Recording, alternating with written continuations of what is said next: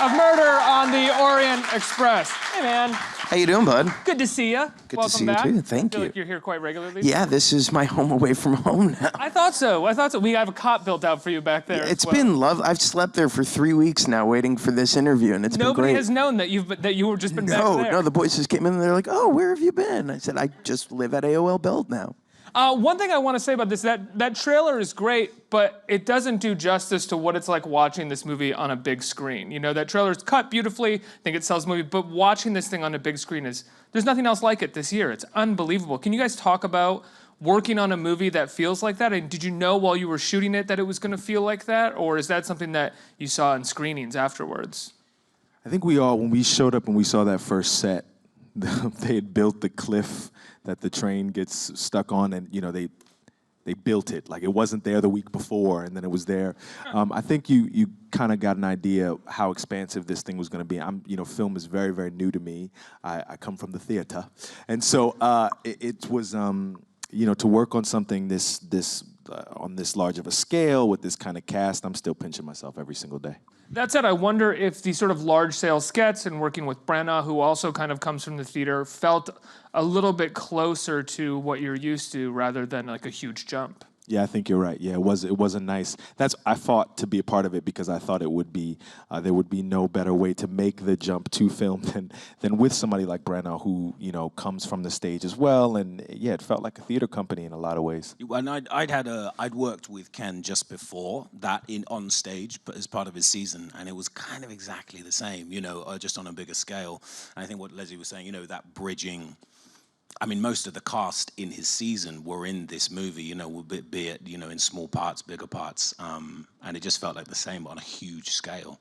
And I think there is a theatricality to the film intentionally as well. It sort of brings to life the theatricality of Agatha Christie. Definitely with Josh's work. You're always going to get something broad. I like to go very over the top, even when I'm in a drama, because I like to jump out at the audience. I thought the movie was going to be in 3D, and when I heard it wasn't, I'm like, well, then my performance needs to be in 3D. I think Josh's first note was, Josh, 98% less. Yeah.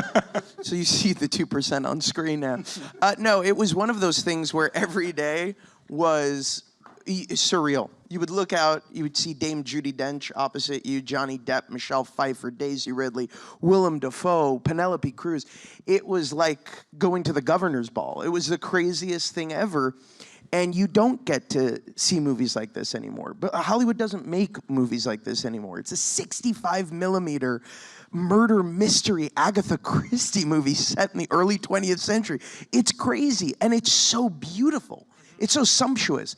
And I think that's the thrill, is we're a part of something that feels like it harkens back to the kinds of movies Hollywood used to make, but with a very modern sensibility. Now, these characters are all quite larger than life. I mean, intentionally, that's how you can kind of characterize them in the trailer, as the Countess, the this, the that.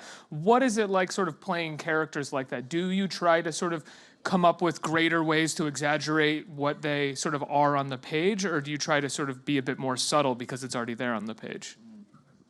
That's a great question. I think that Thank you. I think that We were waiting for one that was good, and that was the one. He's got what it takes. This is going to be fun. I'm enjoy it, because the next are just me going to the microphone for 15 minutes. I think that there's a lot that you can trust. There's a lot that the costumes do for you. There's a lot that the set does for you, and there's a lot that being a part of an ensemble, means that there's a lot that you can trust about the people that you're sitting next to. So I don't think that I tried to exaggerate it in any way. I tried to just play the truth of the moment. But yeah, it's a great question. And I mean, I think what Ken said from day one was, we need the truth. Obviously it's sort of a big, like you said, everyone's got such a small, it's almost like a cameo movie in a way, and you want to sort of make your stamp on it. But he was always going back to the truth, the truth, the truth. And I found quite early on going, Ken, I'm playing all these scenes, they're quite big. I feel like I'm doing a lot of big acting. He said, yeah, well, someone's just been murdered, and there is a murderer here. There's huge stakes in this movie, and I think that's something to remember. You know, it's not just a big theatrical piece. I mean, it's a murder. Well, it's also the idea that each person has so limited time, and if you are a character in a movie, you need to have your own arc in some capacity, and that arc can be sort of stated how you perform and how big or small you are. And if you have a part that is, you know, if you're not Kenneth Branagh's part, there is more that you have to get across quite quickly in how you present yourself. Yeah, the one thing about the movie that's very surprising is it's a roller coaster, but it's emotional at the same time. Very emotional. And I think that in order to achieve that, and that was, I think, Ken's big goal, each of these characters, despite their limited time on the screen, needs to have a story to tell. And each of them, you have to feel something for each of these characters, right? And so it was, the word that Tom uses, truth, and that was the agenda from day one. And we did a lot of rehearsals. We sat with Ken, and he would literally grill us. There was an interrogation with Kenneth Branagh as a rehearsal process without any forewarning. So we would sit there and just answer all of these questions on day one. What kind of questions? Well, did you guys get I've just remembered this. This is the first job I've ever been given homework on, where we got these sheets of questions to answer, which was all about your backstory. Where'd you come from? What do you want? What kind of energy? Is there any inspiration for your character? Which we had to kind of fill out. I don't know if you guys did that, and then Ken would sort of grill us on it. And I wish I'd gotten that assignment. My assignment was much like Josh's. I was going to say, I didn't get that. Yeah. I got the pop quiz version of that. I didn't get the paperwork. I'm going to sit down now, and based on how you answer this, you may not have a job tomorrow. That was my test. So what kind of questions did he ask you on the pop quiz? Similar to what he sat Daisy and I down the first day we met. The first day I met Daisy, he sat us down and we did it together. So we had to talk about how we'd met as characters, how we'd met, and where we were coming from, where we were going, how long we knew each other, about just stuff about our background and our childhood. And this is stuff that we just, I learned when you step on a film set, Ken had been living in this world a lot longer than I had. I'd been in the world maybe 3 weeks. You know what I mean? Ken had been preparing for this for, probably the better part of a year. I had my costume fittings that day. I felt woefully unprepared after these meetings, but Alex was so detailed and thorough. She had drawings and renderings and ideas about where Arbuthnot would have come from. I'm grateful to them, especially Alex, especially the costumes. So much of Arbuthnot came from Alex's research about who he might have been, who he would have had to be a black man in that position at that time in history, what his childhood would have had to be like. So she helped me make a lot of sense of it. But I was not prepared for my pop quiz either. Yeah, a lot of mine were questions about my dad and about the character's dad. But at first, I was as equally confused as you. I'm like, wait, what does my father have to do with any of this? But you would sit there, and Ken would be in full hair and makeup, and it was literally, I got off the plane. He'd be, in full hair and makeup? Full hair and makeup, and I just got off the plane. Was he doing the voice too? Yes! Yeah. And he's waiting for me, and I'm thinking, I have a meeting with Kenneth Branagh, the director. I don't realize that I have a meeting with Poirot, the investigator. And I sit there, and he's like, tell me about your father. And I'm like, well, my parents got divorced when I was 6.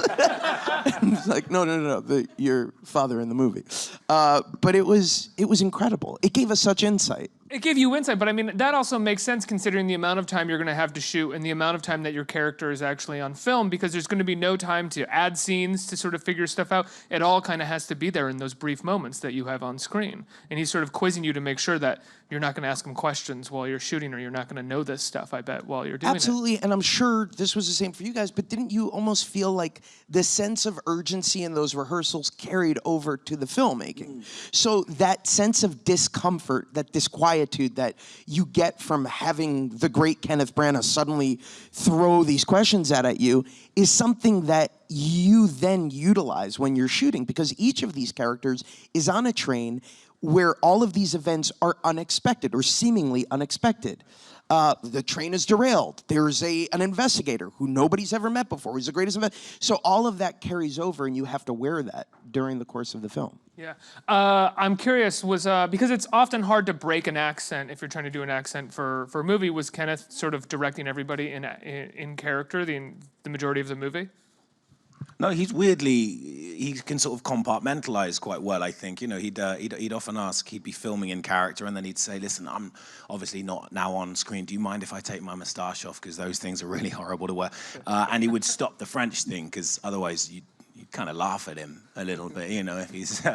But no, he was quite good at just going, right, now I kind of joked, I don't know if you've seen any photos, but he's got his hat that he would wear when he wasn't Poirot, and I'd be like, that's your director's hat now, isn't it? You're wearing that. Did he ever have moments where he had to direct you as Poirot, and it was like, oh man? Yeah, sometimes if he was working really fast, you know, if it was like a scene, some of those, you know, he also does this thing where they do these incredible long shots, these really well choreographed things. And sometimes if he was, you know, if it was a thing where we were just gonna go again right away, you'd kind of get your notes in Poirot style. Let's say I have to ask, I mean, correct me if I'm wrong, but I think your character was portrayed originally by Sean Connery in the Sidney Lumet. Take any notes from Connery's performance there to bring to... Well, we're basically a carbon copy of each other, so I just thought that I could just... I said it up, you spiked that joke. Yeah, rest on my Sean Connery-ness, my James Bond-ness. I was actually, some of the people... Ken had told, like Michelle, he asked her not to watch the film. He asked some people not to watch the film. He didn't ask me not to watch the film. I think, you know, I was in no danger of repeating that Sean Connery performance. So I was happy to watch the film and happy to, you know, also because that film, like ours, you know, is just kind of a murderer's row, you know, just like, you know, movie star after movie star. So it's, you know, it was also got me excited about the fact that I was coming to London to shoot this thing. But yeah, what Michael and Ken were able to do with Arbuthnot was so different from Sean's performance that I wasn't in danger of repeating that. Yeah. So what was it like sort of shooting on this murderer's row of famous people? It was surreal.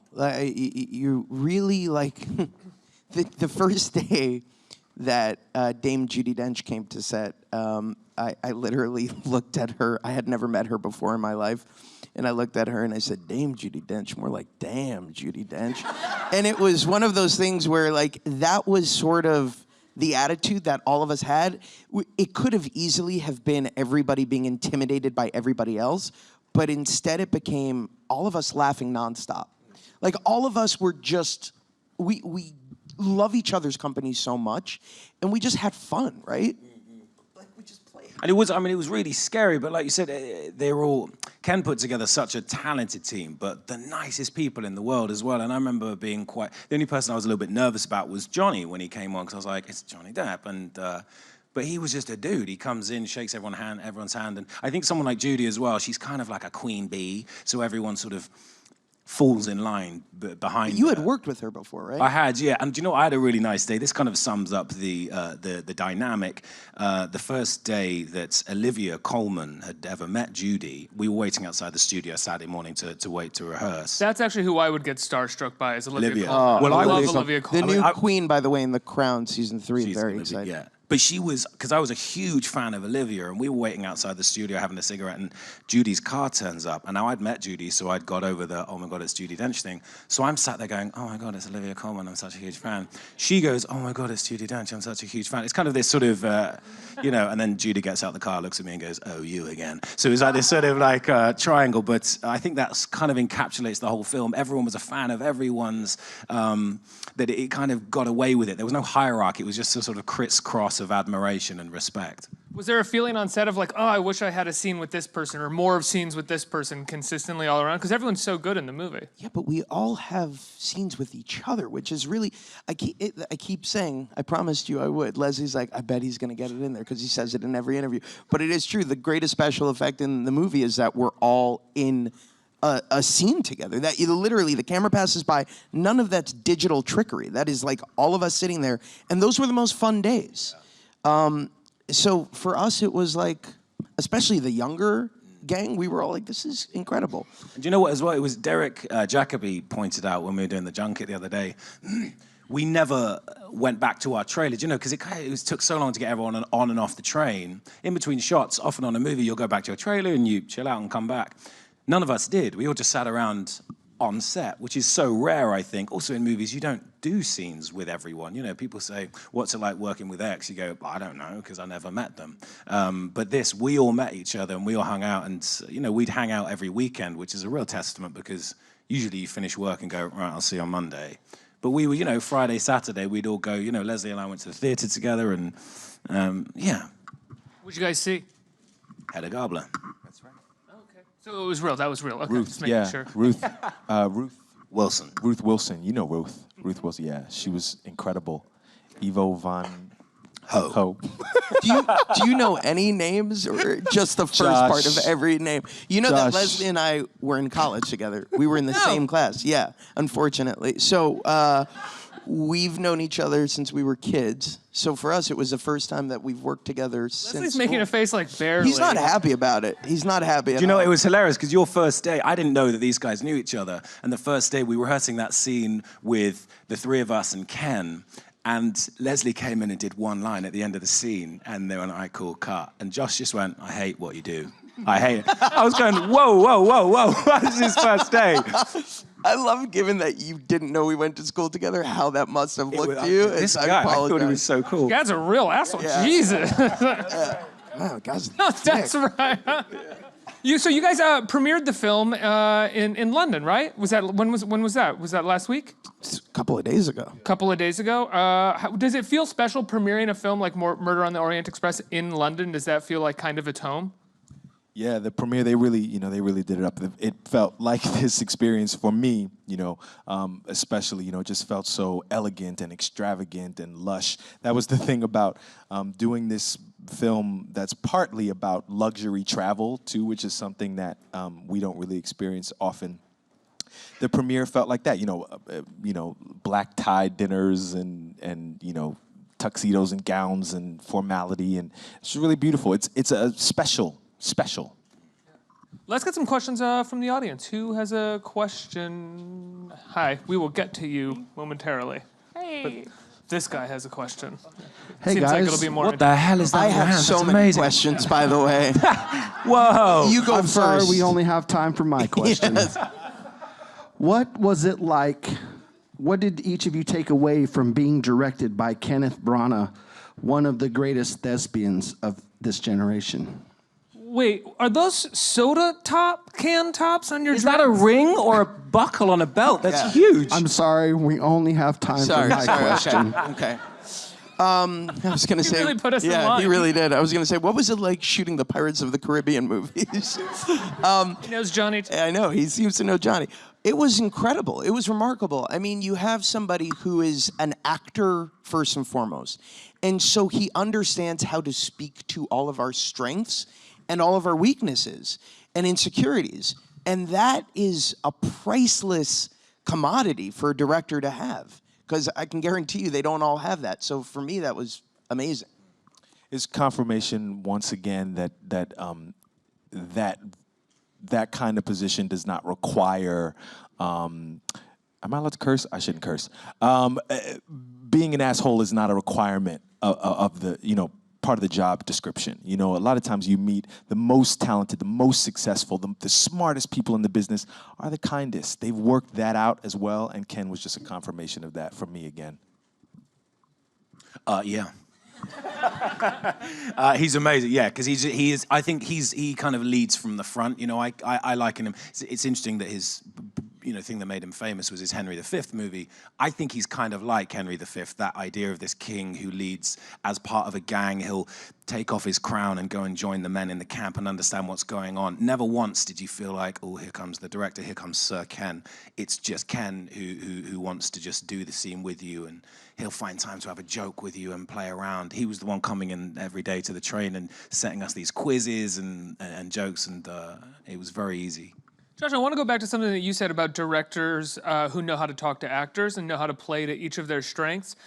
That is something that you find with directors who've learned that over the course of time by acting, right? You rarely do you find it that often with directors who haven't acted themselves?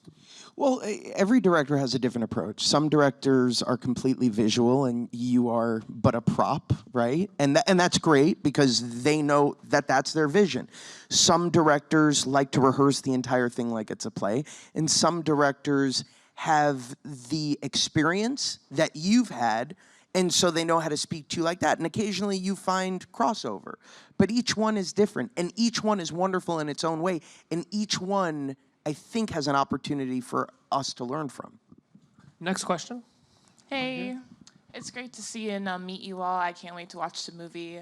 As an avid film person myself, I was just very curious, though, since you all kind of deal with theater and other movie projects and everything, what part of that experience from your past acting jobs do you take with you on set, and what do you really like leave behind because it doesn't really fit the circumstance?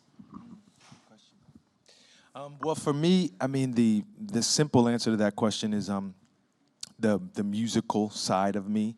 You know, for a really long time out in Los Angeles when I was doing TV work, you know, that over time for a person like me, it starts to weigh on me. You know, if I'm not singing, if I'm not making music, if I'm ignoring that. Do you feel your jazz hands just like creeping out? Slowly. Jazz hands. There were no jazz Stop hands jazzing. in Hamilton. I want to be in the room where it... Were there jazz hands in the... Anyway, what I've learned is that, you know, I have to keep those things going at all times because I love the film stuff, but you know, I released a Christmas album at the same time, so you know, I'm here promoting that as well. At the same time, I'm doing the Thanksgiving Day parade and the Christmas tree lighting. You know, as a musician, so for me, I have to keep those things going at all times. Or I do feel like there's part of me that I have to like leave at the door. You know, I want to feel used up at the end of a day. I want to feel like, you know, there's nothing left in the tank. It's a great feeling, and so it's my job to figure out how to get that feeling. Next question. Hi. I want to know how different is this movie from the original story, and if there was any changes, how kept in the dark were you guys? Was it like a big surprise or anything? It is quite, I think Derek Jacobi, again, he summed it up perfectly. He said this is an interpretation of Murder on the Orient Express. I think there's no point in trying to remake something that's been done before. I don't think anyone had an interest in that. I know that, so Leslie's character was different from the book. Mine was very different. You know, when Ken first asked me to read it, it's supposed to be a 45-year-old Frenchman. And I said, what the hell are you smoking if you think I'm auditioning for this role? But so he wanted to change that and have a young Englishman, because I'm his little sidekick in it, and it makes a more interesting dynamic, I think. I know that there's a lot of different characters in it. Penelope is very different than she is in the book. Yeah. No, there were a number of changes, and I think Leslie always says this, and it's kind of brilliant, which is there are at least 20 productions of Hamlet happening right now all over the world, right? And these great stories, I think, part of what makes them great is the opportunity to keep exploring them with new visionary storytellers, with great new ensembles. And so for us, it's about marrying what's come before, but bringing something new to the equation. And that you guys do. The film opens this weekend, right? Yes. Murder on the Orient Express. Nationwide, everyone can go see it. Guys, give a round of applause for Josh, Leslie, and Tom.